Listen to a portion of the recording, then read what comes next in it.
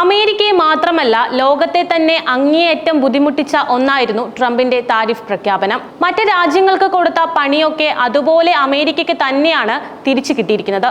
Tourism മേഖലയിലും അമേരിക്കയെ കൈ ഒഴിഞ്ഞിരിക്കുകയാണ് ലോക രാജ്യങ്ങൾ. ട്രംപിന്റെ താരിഫ് ഏറ്റവും കൂടുതൽ ബാധിച്ച ജപ്പാൻ, കാനഡ, മെക്സിക്കോ തുടങ്ങിയ രാജ്യങ്ങളിലാണ് കൂടുതൽ ഇടിവ് രേഖപ്പെടുത്തിയിരിക്കുന്നത്. ഇപ്പോൾ അമേരിക്കൻ പ്രസിഡന്റായി ഡൊണാൾഡ് ട്രംപ് അധികാരത്തിലേറിയ പാടെ അമേരിക്കയെ മാത്രമല്ല ലോകത്തെ തന്നെ അങ്ങേയറ്റം ബുദ്ധിമുട്ടിപ്പിച്ച ഒന്നായിരുന്നു ട്രംപിന്റെ താരിഫ് പ്രഖ്യാപനം.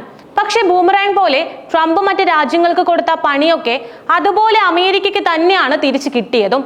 ഇപ്പോഴിതാ ടൂറിസം മേഖലയിലും അമേരിക്കയെ കൈ ഒഴിഞ്ഞിരിക്കുകയാണ് ലോകരാജ്യങ്ങൾ.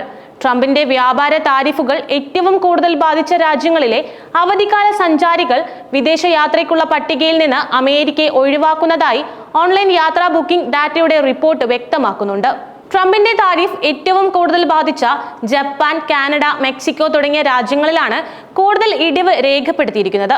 2.6 ട്രില്യൺ ഡോളർ മൂല്യമുള്ള അമേരിക്കൻ ടൂറിസം വ്യവസായം, താരിഫ് യുദ്ധം മൂലമുണ്ടായ ആഗോള സാമ്പത്തിക പ്രതിസന്ധി എന്നിവ കാരണമാണ് ഇപ്പോൾ പാടുപെടുന്നത്.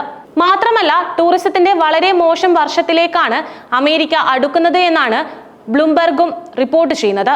വേൾഡ് ട്രാവൽ ആൻഡ് ടൂറിസം കൗൺസിലിന്റെ സമീപകാല ഡാറ്റ സൂചിപ്പിക്കുന്നത് 2025 അമേരിക്കയ്ക്ക് ടൂറിസം വരുമാനത്തിൽ നിന്ന് 12.5 ബില്യൺ ഡോളർ നഷ്ടപ്പെടുമെന്നാണ്. കൂടാതെ വർഷാവസാനത്തോടെ മൊത്തത്തിലുള്ള ടൂറിസ്റ്റ് ചെലവ് 169 ബില്യൺ ഡോളറിൽ താഴെയാകുമെന്നും പറയുന്നുണ്ട്.